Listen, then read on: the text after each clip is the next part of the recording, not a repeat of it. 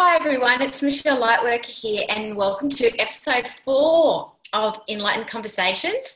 And I'm feeling extremely blessed today because it's funny how you meet people, and Raul, Estevez and I met online randomly but had a connection straight away, and I just absolutely love the fact that Spirit brings us together in whatever way it can actually get us together. We're so lucky to have Raul here today as our special guest to have an enlightened conversation. For those of you who haven't tuned in, I just want to let you know that the way this works is we're unscripted and we're unedited. We're really creating a space that for Spirit to come in and flow through us. We'll talk about what we're passionate about. We'll talk about perhaps things that are challenging at the moment, worldwide or for us, and how we can create a more enlightened view of that situation, because what we really aim to do here is we really aim to enlighten the planet and beyond, one conversation at a time. We believe that the transaction that we have during this enlightened conversation for ourselves will also flow out to help you all to enlighten yourselves as well.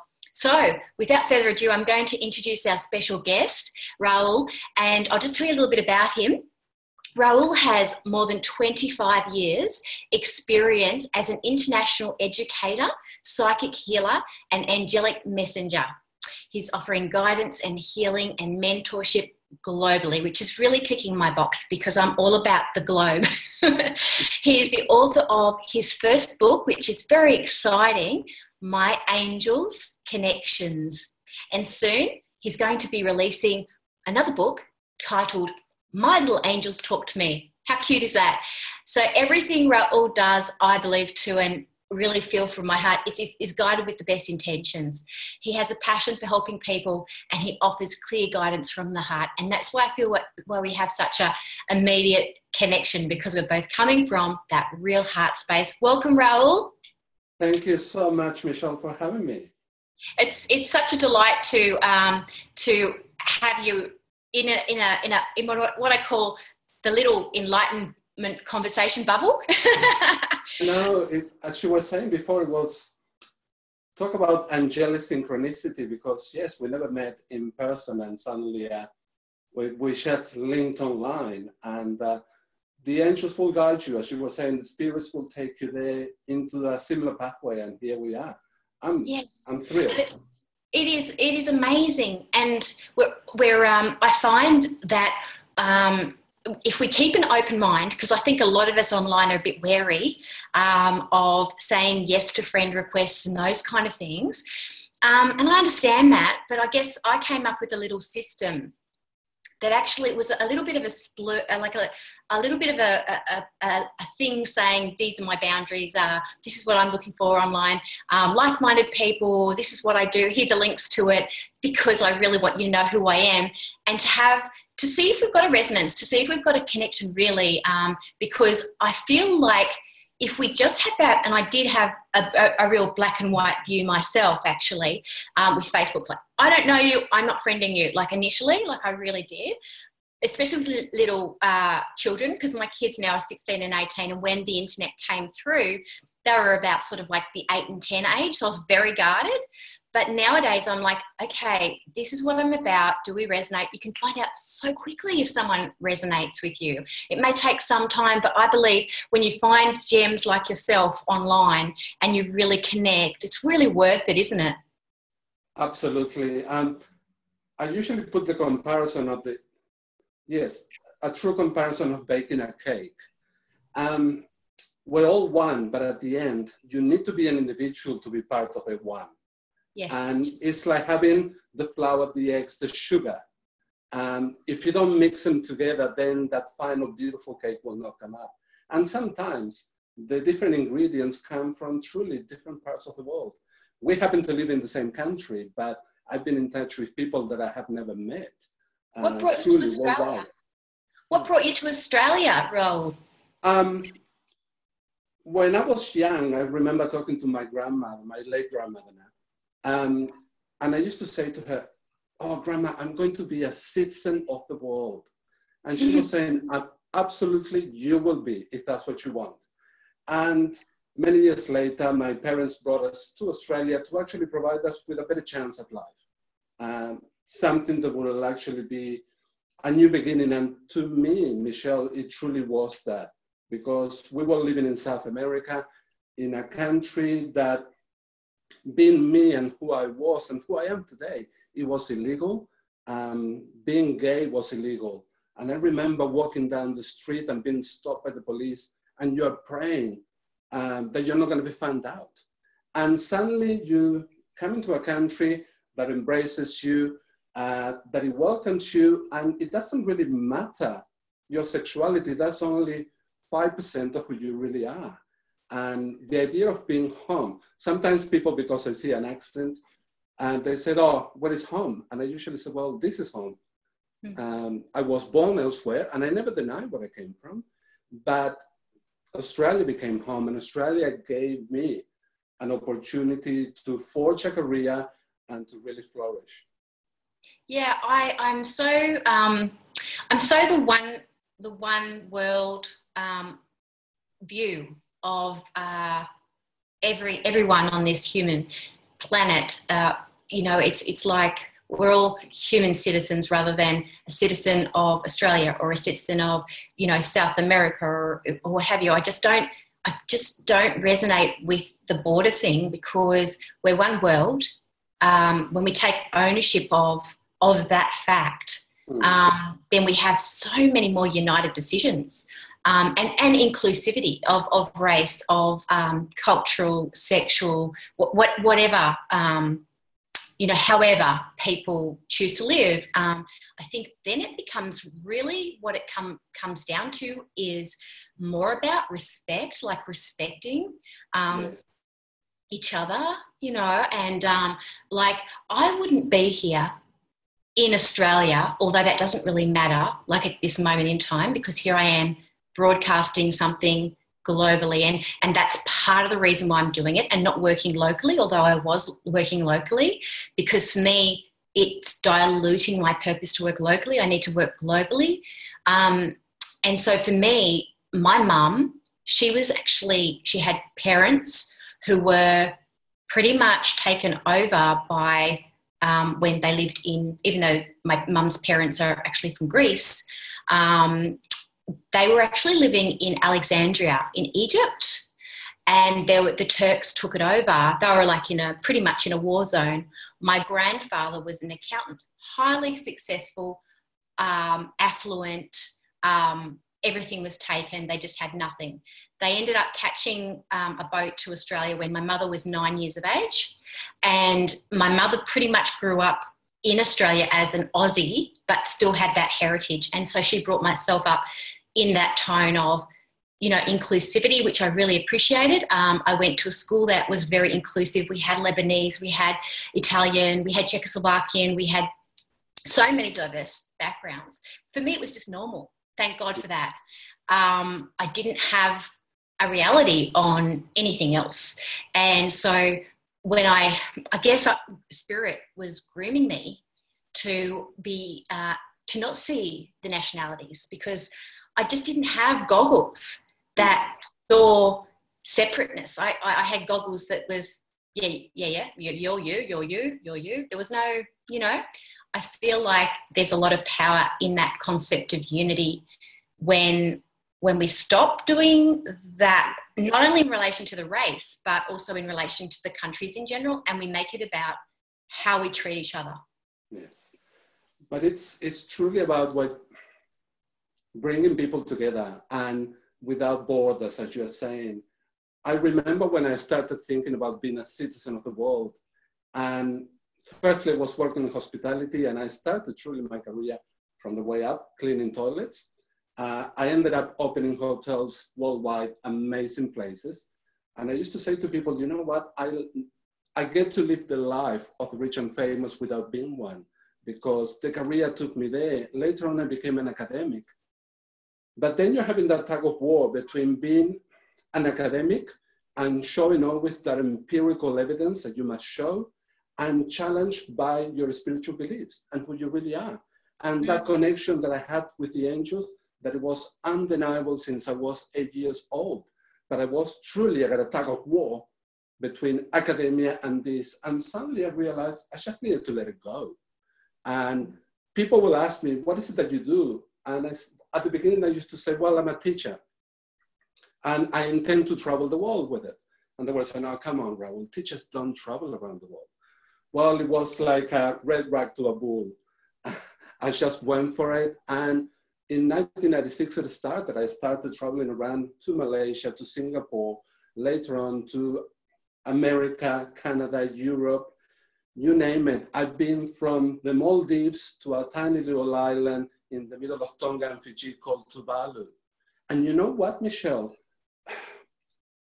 I've been truly with the rich and famous, but I've also been in Tuvalu where teachers got themselves onto a boat, sleeping on the deck of the boat for 3 nights to get to the island of Tuvalu where I was going to share what I knew with them. That brings me to tears every time, because you can be with the rich and famous, and I get it. But at the end of the day, we're individuals trying to give each other a hand to keep on evolving. And I took away the title of lecturer or teacher. And when people ask me then, what did I do? I used to say, I help people learn. Because then you don't put yourself in a pedestal. You come down and you work alongside them and you give them a true hand.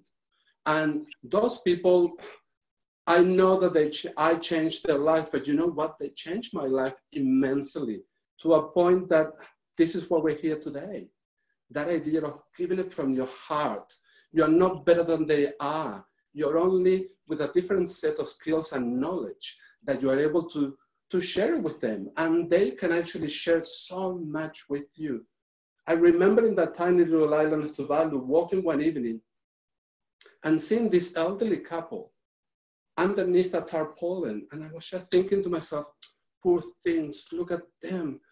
Oh, I wish I could do something. And it was like the angels were connecting me with them. They took a turn and they looked at me with hardly any teeth in their mouth, but with a beaming smile. And I realized, oh, Raul, you're such an arrogant so-and-so. Look at them. They're loving where they are. They are happy where they are. So many of us work a lifetime to retire to a tiny little island. And they were there and they were happy.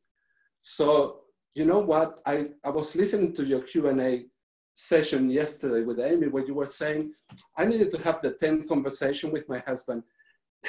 These people were in the tent, but they were looking at a beautiful ocean in front of them. And they didn't need anything else, just them and that. And the connection was real. But it was truly a wake-up call to me to really realize, you know what, that's all there is. We are a soul living a human experience and enjoy. Yeah, absolutely. And from that angelic point of view, you know, I was thinking about it this morning, actually. I was thinking about, like, the angels don't get paid, but they have such a joy in what they're doing, and such a real mission of really wanting us all to have that richness that they already have, and they know. And I feel like sometimes, you know, I don't think they get frustrated at all because they have an infinite amount of patience, but I feel like sometimes they just want us to have it so bad because they know how good it is. And that you know, I get that sense around evolved and enlightened leaders. I feel like we have that, like what you and I have, is that we've had the discussions around, I'd live in a tent and still do this, or I'd have nothing and still do this because this is what I have to do. This is not, it is a choice, but yes, it's a choice to evolve, because if I didn't do it, I wouldn't evolve. So I am getting something out of it. I am getting enlightenment out of it. But at the same time, it's all about the fact that we all want the evolved leaders of lightworking and enlightenment. We all want everybody to feel as good as we do, because why wouldn't you? When you've got it, like that's such a gift to see everybody light up, like and feel connected, like that couple did without the teeth, and they're just so connected. They're like in bliss. why wouldn't we want that for everyone? See, that's really enlightened. And there's no agenda there. And that's why I'm doing this show. That's what I want to get out there. But it takes you a little bit further as well. I usually say, don't be so hard on yourself, and I try not to be hard on myself. That idea that at one point in time we become a little bit judgmental, but that's because it's the human part of us that is growing. And I still remember when I was 18 and I wanted the Mercedes-Benz and I wanted the big house and all of that. And you know what, Michelle, I got it. And I got all the way to there. And suddenly I needed to let it go as well. And as painful as letting go of the beautiful Mercedes-Benz was at the time, it was also an idea of finding my true self. Less is more. That idea that if you cannot afford it, don't go looking for it. Just be happy with what you've got. The issues that we are bombarded on television and elsewhere by that idealistic husband and wife driving down the road with a beautiful SUV and going into a beautiful destination. And I just think that, you know what, we can still go to that beautiful destination. And it doesn't have to be in that luxurious car if that's what's going to bring you more pain than lightness. Yeah. God and the angels put us here not to suffer, but also why put ourselves into having something in order to show you, look what I drive. And when we are connected, you don't care whether I come to see you by bus, walking, or in a limo. You only care about that spiritual connection that you and I have and that everybody has. And that's when we actually need to start truly talking to the leaders of the world, because we all have issues, health-wise and otherwise. But at the end of the day, it's finding that heart-to-heart connection. It is. It well and truly is. And I feel like there's a impulse going on. My big message at the moment that's coming through, I hope leaders in all kinds of walks of life are actually listening to this broadcast, because the message that's coming through really strongly at the moment is you're leading a whole group, whether you like it or not, of people who perhaps 75% of them, at least maybe at this stage of the game, are more enlightened than you. Now, how does that make you feel? Now, do you really feel like you're a leader? Or do you really feel like you're really way behind the eighth ball and you know this is a wake-up call for you? Because what happens is with leaders that are leading a pack of more enlightened people than them, more conscious, is that the people that are working under them are disgruntled, they're frustrated, they're misunderstood, they're demotivated. They want to sabotage the business.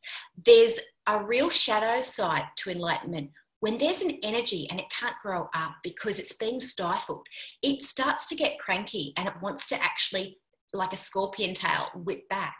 And so my message to the leaders are be conscious, be humble, be aware that there are people that are more enlightened under you, and they are actually, unfortunately, where they're at in their enlightenment may not be as evolved to say, well, I'm just going to make the best of this situation and I'm going to do my best and I'm going to put all my energy into as growing as much as I can where I am, and then when I'm guided to leave, I will leave if it doesn't progress. Some are not at that stage, but they are at the stage where their third eye is open. They can see all the shadiness or the dishonesty or the promises made, not followed through, or the really weird decisions management are making, perhaps not really strategic at all. And so it's an interesting game that we're in at the moment, where if we take out the power hierarchy stuff and we actually say, well, what is true leadership? I think true leadership is actually embracing consciousness and enlightenment, and like you're saying, not being better or less than, but really come from that space of taking into consideration everybody is actually on the enlightenment journey, and being getting with the program. That's what's really happening. But the idea of, as you were saying, getting in with the program is truly to understand firstly what the program is. What is it that you're trying to achieve? And to understand that you as a single ingredient are not going to be able to bake the cake. You need all the other ingredients. Let's put them together, but also appreciating every part of that and how the individual can make the oneness. It's not only just coming from the mind, but it's coming from the heart and from the soul. And as you were saying just before, the strategic ideas that people may have, but if you have a look at any business, they're only driven by the mighty dollar. Yes, the bottom line, how we're going to achieve it. They're not focusing any longer, what service am I actually providing? That people will be happy to come in, get it from us, and in return, yes, financial abundance will exist, but financial abundance will be 1/10 of all the abundance that you're going to get through that business. If you give it from the heart, and if you're not chasing money, my late grandmother used to say, Raul, do not chase money, it will run away from you. Just be of service. And then the rest will be rewarded to you. It's that energy that you sent out. And I put it in my book as a final comment at the end. Whatever goes around comes around. So I decided to send love because then love will return to me. The rest is insignificant because, you know, as you and I, we have had health issues. And without your health, you're going nowhere fast, regardless of how much money you got in your bank account. Because that money may not buy you the health that you need. And you can't take it with you when you go. Like literally, I mean, I speak to so many people on the other side and it's just like superfluous. Like, it's just like, it doesn't mean anything. You know, yes, we've become really attached to it as a way of security in this human existence. But the way I see it is, if we make it a priority, we're actually like literally allowing ourselves to lower our vibration and miss opportunities that are golden, that help us step up and probably help us to actually attract more abundance, to support us, to help us to do that. You know, yeah, there's a couple of things coming through that I've got. I'm really curious about. Two things coming through. I'd really like to mention them. Ask you your take on it, Raul, because the first one I have coming through is about mercy. I hear that word mercy a lot. I know it's kind of going off on another subject, but it's really important to me. I have a reaction to the whole mercy, mercy, please forgive me, God, and all that kind of stuff. The reason why I have that, I think this is why it's coming through, because we were talking about leadership and we were talking about enlightened people under people. And then we're talking about their attitude towards the leader who's unconscious. And then we're talking also about the leader whose attitude towards the workers, that he has no, or she has no idea that they're more enlightened. And there's a big judgment, like we're talking judgments. So I'm feeling like what I really want to talk about is that God or spirit, the all, Allah, whatever we want to call that force, that significant force, there's a concept of judgment, I think, that we project our judgment and how we humanize, like we human beings judge, we project that onto God. It's like, so we have to ask for forgiveness. You don't have to forgive unless you've been judged, right? We have to ask for mercy, because if we don't ask for mercy, we'll be what? Punished. You know what I mean? So I feel like, so I feel like what I really want to speak to is that when we stop doing that kind of stuff, when we stop projecting it and asking for mercy and feeling like we're being judged and things like that, we can actually get on with living a life that is far more empowered, because we're not focusing on the negatives or focusing on fear that we are, we've got to be good. We've got to be good because, you know, we're being judged. You know, that sort of stuff. I don't do what I do to be good.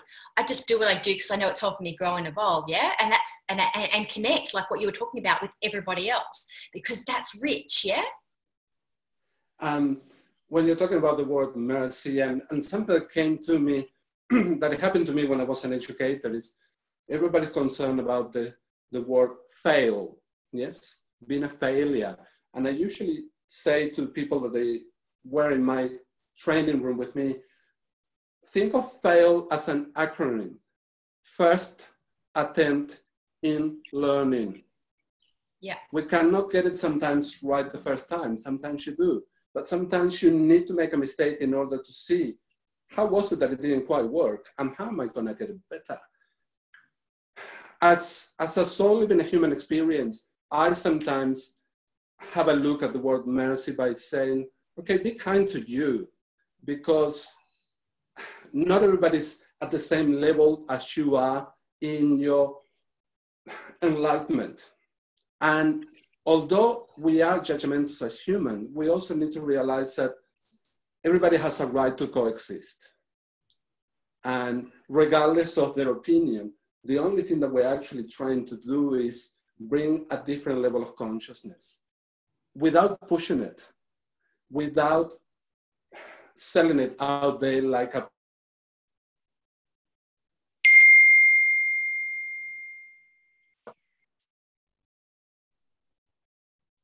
Are we there? Sorry, I thought that I lost you for a minute.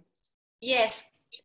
The last thing I heard, Raul, was without selling it, without trying to. Yes, we're not trying to bottle mercy. We're not trying to bottle forgiveness. It's that idea of understanding who we really are.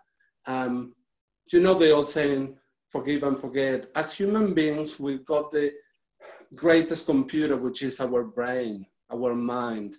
We don't tend to forget. We just compartmentalize and put it in a little beautiful box and put it aside and allow that not to be a burden any longer. That's what mercy and forgiveness is truly about. Don't allow people to use you as a carpet, as a doormat. Being able to say no to somebody without having to pass a judgment on why not. Just the idea that as you say yes, you're also entitled to say no. You may not agree with people, but they're also entitled to have their opinion. But I guess that when we are becoming more enlightened, is the idea that I was reading a little quote. It was kind of like a little story the other day about a Buddhist monk, and it went past, and this gentleman just said a whole lot of insults to him because of the way he dressed. And the monk didn't respond. And this angry man was after a comeback. So the monk said, let me ask you a question. If you give me a present, which I don't want, who does the present belong to? And man said, well, of course, me, because I bought it. And he said, okay, it's the same with your anger. I don't want your gift or anger. Have it back. We don't need to get involved in a heated discussion because we don't agree.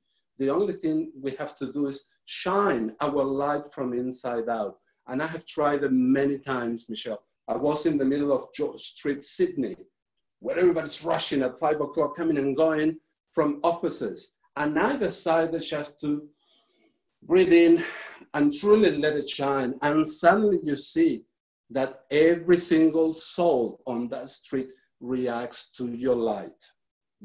People were engaged in conversation. Suddenly they will pull away from the conversation and engage in your gaze and smile. Wow. When you can actually do that with wanting nothing in return but just a smile, it goes to show that what you were saying before, if we become a little bit more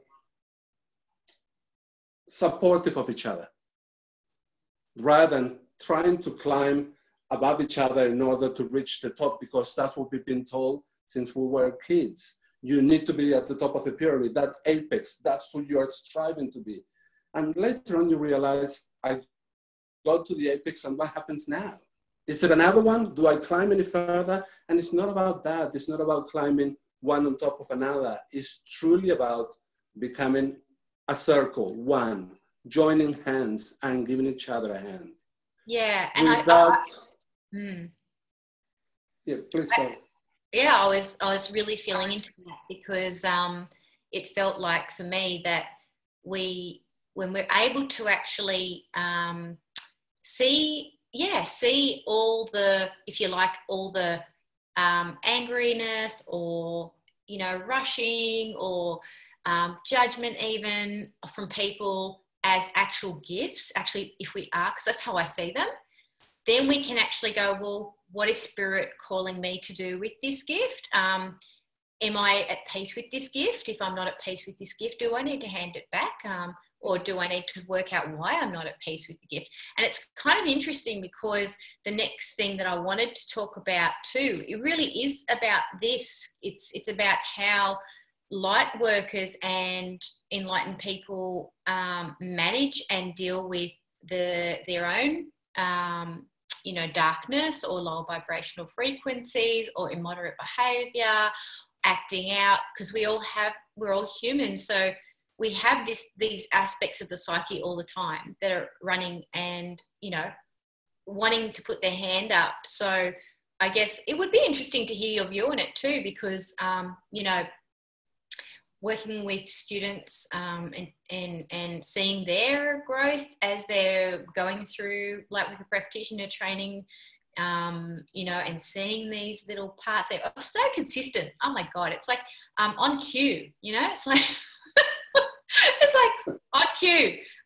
Fear coming up right about now. It's like, it's like if I could, like literally, I think, document, yeah, I do. I have actually. What am I talking about? But yeah, you know what I'm talking about? Yes.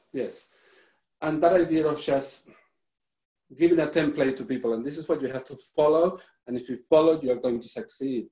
And I used to train at university teachers to be teachers. And my issue was, you know what? You can plan a session if you like, but at the end of the day, follow the energy of the group. And if it's going in another direction, so long as it's about the learning, forget about that session plan that you planned, throw it out the window and go with it. Because that's where people are interested about learning. It's not about you being so precious about this gorgeous little plan that you did and you want to impart it to every single group. It doesn't quite happen that way. You need to actually steer away from that recipe, if you wish, that they give you at university, and truly tell your story. Show them that you're human. Show them that, you got all these degrees. And you know what, Michelle, when I was going through it, it was wonderful to get all these different degrees. I got many degrees that I could care to count in one hand, but at the end of the day, they didn't make me a better person. They didn't make me a better soul. They only gave me skills and knowledge that I was able to share with other people without standing tall in a pedestal. You don't need to do that. You actually need to embrace people, and they want to learn. Well, show them that you have perhaps an avenue that they could explore and experience and get to that place that they were going to be happy with what they're actually doing. And it's not about only them. It's about people that they haven't yet met. It's about connecting with the whole, with the oneness. Yeah. And trusting that every single step of the way, they will meet the people they're meant to. I think a lot of people get sort of a bit, we do, we get frustrated, impatient.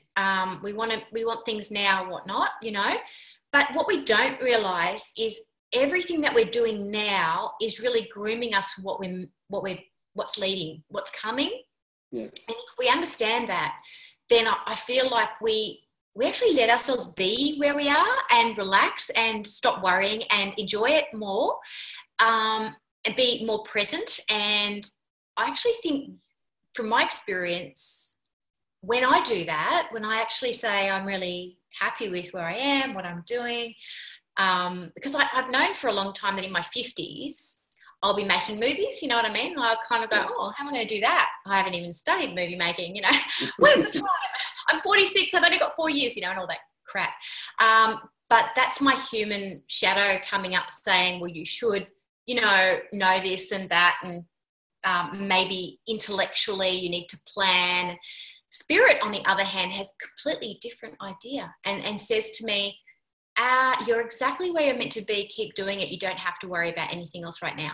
That's it. And I think a lot of people think that when you're psychic, you're a medium, you're enlightened, that spirit shows you everything that's going to roll out. But then where would we need faith. Like, well, where would we need to strengthen our faith muscle? Where would we need to strengthen our patience? Where would we need to strengthen our ability to let go and not be in control?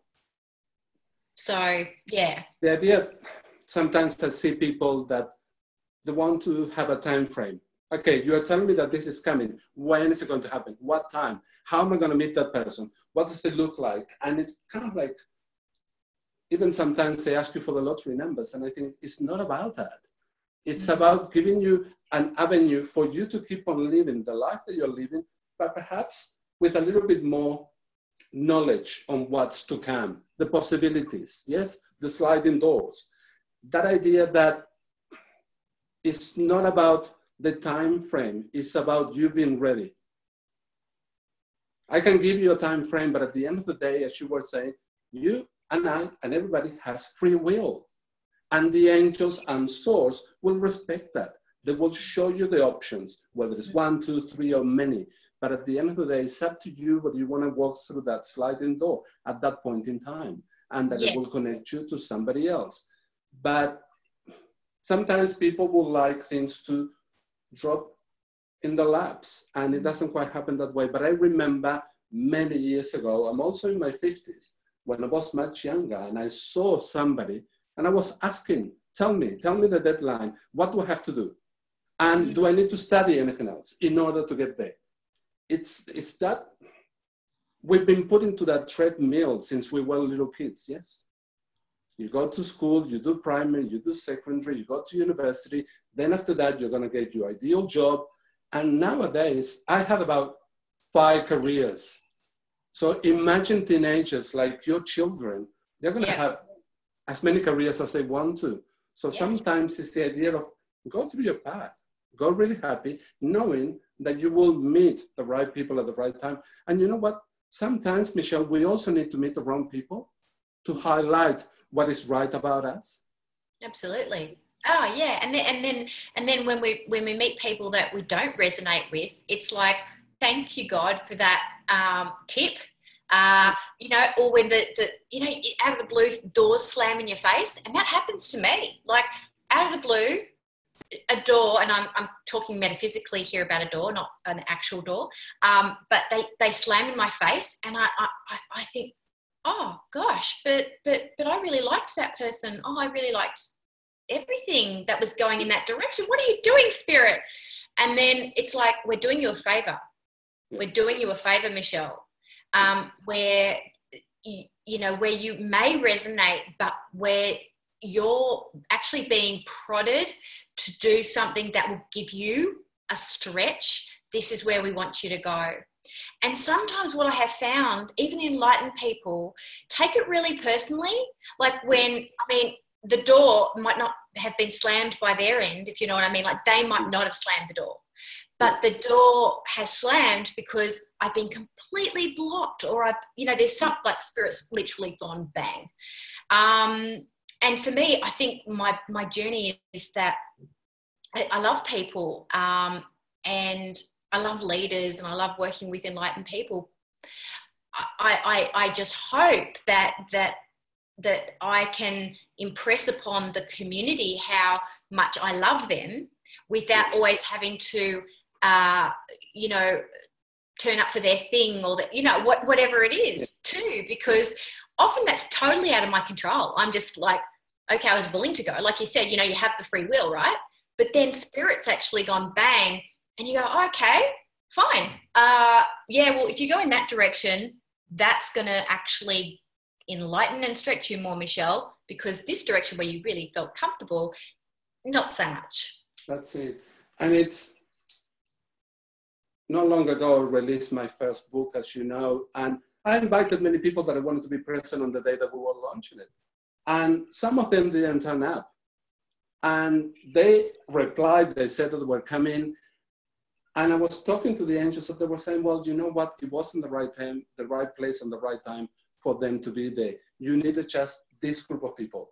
And I was extremely happy with that. People later on called and apologized. No need. It wasn't meant to happen at that point in time, and it will happen later. And it's the same when I started thinking about writing the book. I was actually talking to my guardian angel and saying, who am I to write a book? And they were saying, it doesn't really matter who you are. It's the message that you need to give. And you know what? If only one person reads it and you help them, then job well done.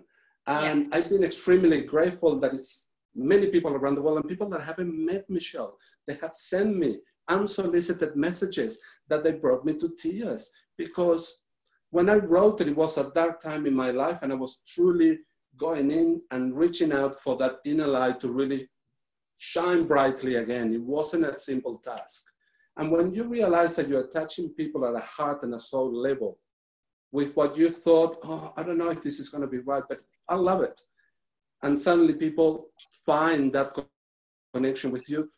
Truly, money cannot buy that. Absolutely. And if you can't make a decision based on what, if it's benefiting your enlightenment, then it's not, you're not doing it for the right reasons. Yes. And it sounds to me like, yeah, you did it for your own journey. And I totally relate to that. So, you know, when it comes to the whole promotion thing or what have you, of anything, or even the success of anything, I mean, I've had a lot of things that I've written that people haven't read, but the message that comes through to me is that people aren't ready for it yet. That's okay. And like, you know, don't look at it like in the way that you wait. It's like people will catch up. It's like, oh, okay, cool.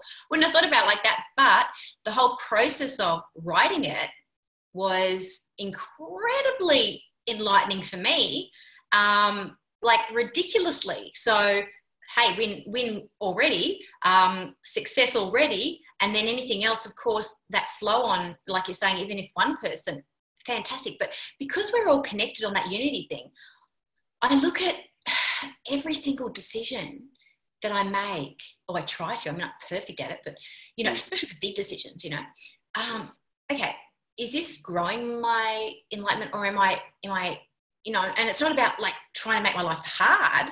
Actually, some decisions are easy. Like I'm actually choosing the easier way because they stretch me more. Go figure that, you know. Like cutting back my hours was one. When I got back from Bali, it's a tangible example. Got back from Bali.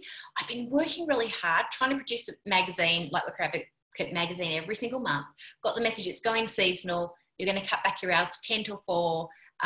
You're working when you're not working because of the nature of your being. So when you're present at work, you need to kind of remember that you've already done all this preparation. You're not working, but, you know, have some structure. Yes. And it was great. I was like, oh, holy crap, I've just been given a holiday. I was used to working from 6 o'clock to 6 in the evening, and now I'm only working. It's just like, woo!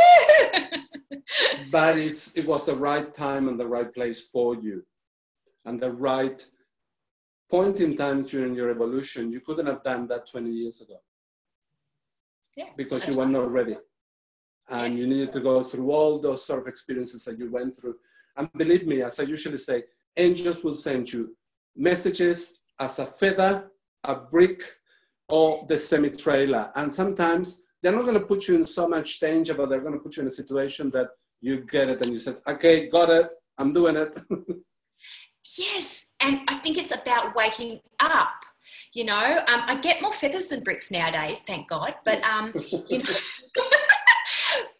I actually took a photo. I'll have to somehow show everybody. I'll work out how to do that. But last week I got I was working on a wharf.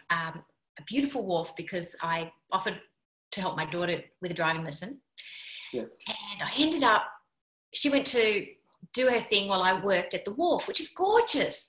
Anyway, this lady came along and she's like taking a picture of this sparrow that I was just taking a picture. I don't think it was a sparrow, whatever bird it is, tiny bird, but it might not be a sparrow. Anyway, she took a photo and I went, oh, I was just about to take a photo of that. You know, like minds think alike kind of thing. Yes. But it flew off before I could take a photo, I think, or I didn't get a great photo. Anyway, so she goes away, comes back, and she gives me a photo, a beautiful photo, an actual photo of this beautiful bird. I'm like, wow, that was random, but how cute, how awesome was that? The next day, I got given these beautiful bracelets made of feathers and garlands of flowers to wear at an event that I was attending as a gift.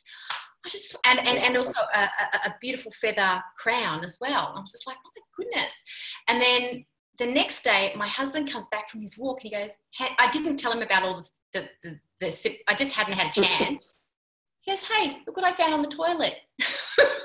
Come back, went to the toilet, came out and had a feather.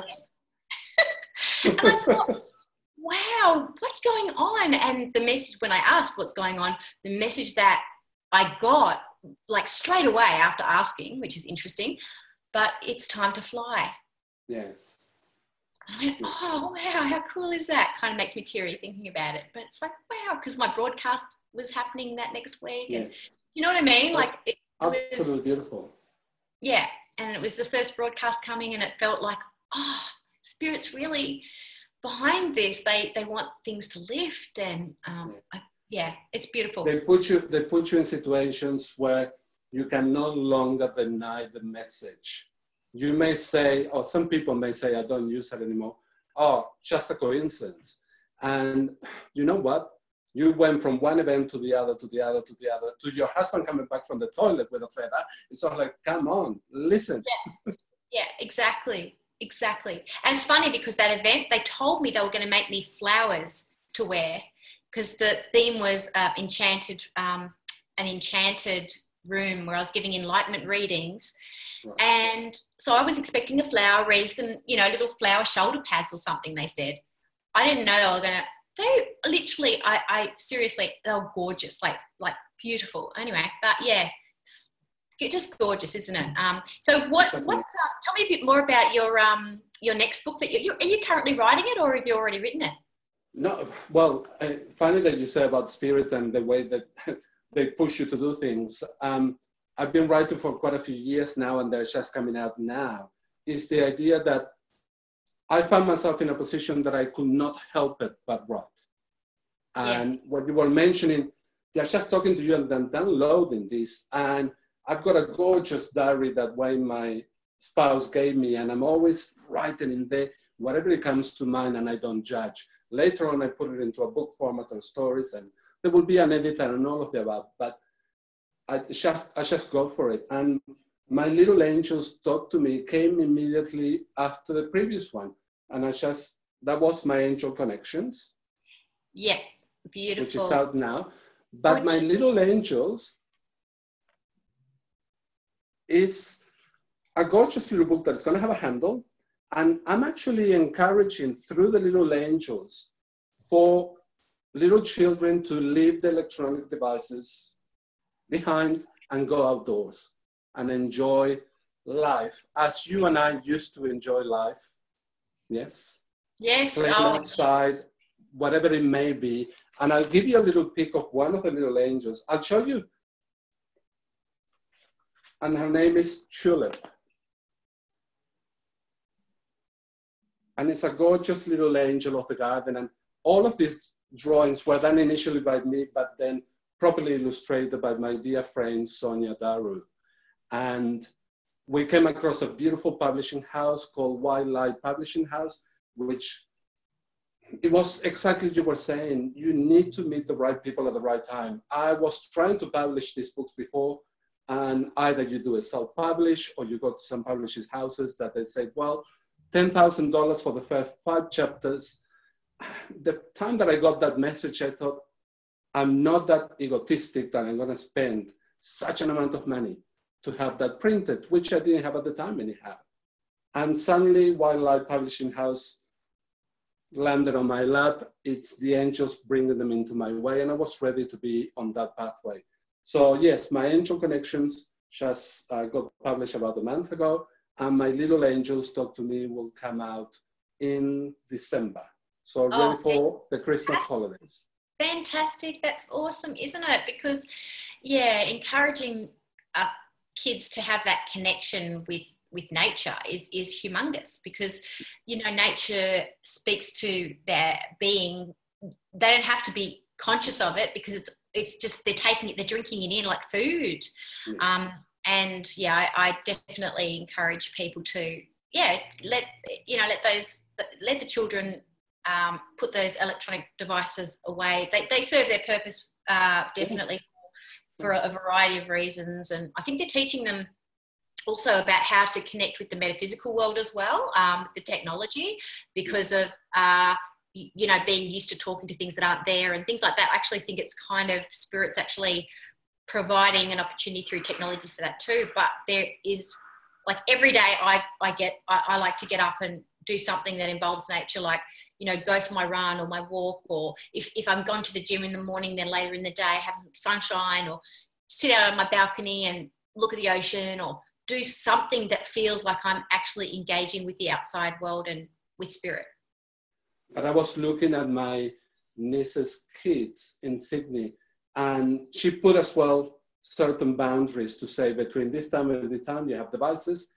After that, you go outside and you play, you jump on the trampoline, you do whatever you like.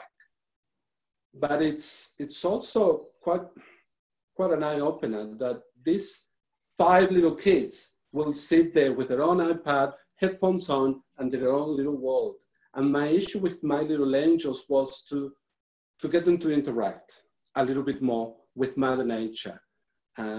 That's where Source really comes through. And that idea of stepping outside bare feet, just going for a run, either is by the ocean, on the sand, or on grass, truly, truly connect. And yes, as you were saying, electronics do have a purpose in their lives, but also Mother Nature has the biggest gift, much more than an application can ever give you. And that idea of sunshine, of water, of beautiful flowers. And what I usually said, the angels always tell me, you know what, Raul? Mother Nature smiles to you in flowers. So take a whiff of that beautiful rose. Don't just walk by, acknowledge. Because when you acknowledge that, it's a true reflection of who you are inside.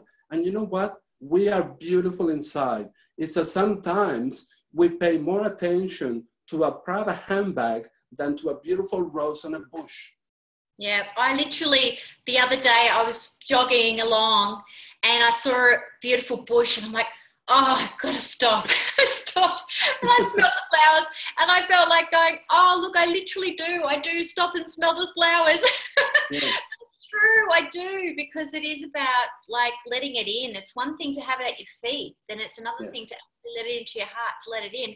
But when we do that, we fill our cup, we feel connected to Spirit, we let in abundance because our heart is open. We're not on that treadmill, like literally running and just in that narrow focus in our world. We literally do expand our peripheral spiritual vision, I think, and intuition and empathy, because we're more connected to our body and not up here. It's stuck in our heads. Yeah. So I can totally relate to that. So where can everybody find you? Because we're coming to the end of our little. How quickly has that gone? I know, it just flew by. So much. We've talked so much. People can actually find me on Facebook. Particularly if they're after the books, they can go directly to Raul Estevez author. There's a page there, and if they would like, if they're so inclined to purchase a book, they can press the little blue button that says shop now, and they can go directly there and purchase a book. Otherwise, they can also find me on www.crystalbluebutterfly.com.au, and I offer different services there, but it's just as simple as going to crystalbluebutterfly.com.au and having a look at the list of services that we provide there. Well, I'm excited to. I mean, you're also writing articles for Lightworker Advocate magazine. Yes. That will be out on the next week, because this is rolling out on the 23rd of November. So next week, everybody watch out for it. We're also doing a Q&A together.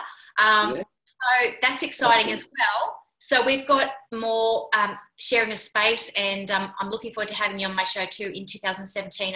I just feel like we've, touched the surface, scratched the surface, and it'd be lovely to have you on again. Thank you so much. Yeah, I just feel like that sort of, when you just relate so naturally on a certain level of consciousness, and I just feel that so naturally with you. You feel like a brother, and it's just a beautiful feeling to have such a strong connection with someone that is doing such amazing, beautiful, heart-centered work in the world. I just feel honoured and privileged and blessed to be able to share space with you. Thank you so much, Raul. I would like to simply say thank you from the bottom of my heart to yours for holding my space. And that's something quite important. When you are having a conversation like the one that we have had, and the ones that we had before, that idea that, yes, you're holding my space, and that's quite important. And for that, I thank you. Thank you so much, beautiful being of light. All right, well, thank you everybody for joining us, and you can check out the Q&A next week. So we'll be sharing that on I'm pretty sure it's the Thursday, the 1st of December, and I will double check before I go, because I just want to make sure I've got the correct date, but I'm very excited about that too, because I've planned to ensure that we can do it about a week later so that you have time to digest and take in all that we've talked about and let it percolate a bit, and then allow yourself to go, I'd really like to join in that, conversation with Michelle and Raul. It's on the, it's at 12 p.m. That's Australian Eastern Standard Time, which is Brisbane time. So it's at 12 p.m. and it's on Thursday, the 1st of December. And we'll run it for an hour. We'll live stream it from my Facebook page, Michelle Lightworker. So just look out for me. I'm actually going to be live streaming it from my public page rather than my friend's page, so that it's accessible to everybody. And also, just to let you know that if you have some questions that you already know in advance, and maybe you won't have time to listen to it or be there, if you send them through, to my email, admin@lightworkerreflections.com, or through my website, which is lightworkerreflections.com. You can use that contact request form. Just go to the contact thing. Send it through. We'll endeavour to answer as many questions as we can. If you do want to call through on Skype, we can have you live during the Q&A. We, have found that has been quite interesting as well. So if you want to put your hand up for that, please contact me through my email, admin@lightworkerreflections.com, or the website lightworkerreflections.com.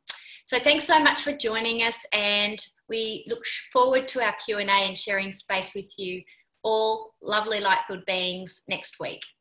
Bye for now.